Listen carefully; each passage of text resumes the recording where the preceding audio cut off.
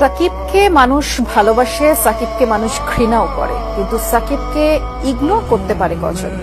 Cricket মাঠে driving সিটে থেকেই বিদায় নিতে চেয়েছিলেন, কিন্তু সেই ড্রাইভার সাকিব প্যাসেঞ্জার সিটে কিনা সেটা নিয়েই কত আলোচনা আর সমালোচনা। অবশেষে সব জল্পনা কল্পনা শেষে এলো বিদায়ের ঘোষণা।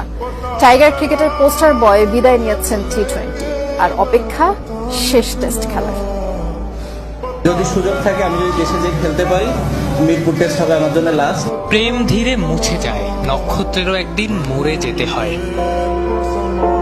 দুনিয়ায় কোনো কিছুই চিরস্থায়ী না, সবারই ছাড়তে হয় কখনো না কখনো।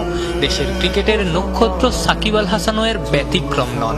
ছল ছল চোখেই সাকিবের মুখে উচ্চারিত হলো বিদায়। ড্রাইভার হিসেবেই থাকতে চেয়েছিলেন, কিন্তু শেষ একটা বছরের ড্রাইভার তো ননই। এক সময়ের বিশ্বসেরা অলরাউন্ডারকে প্রফিটেবল প্যাসেঞ্জার বলতেও আপত্তি থাকা লোকের অভাব নাই। অবসরের ঘোষণা দিয়ে সাকিব তাদের খুশিই করলেন নাকি দুঃখী?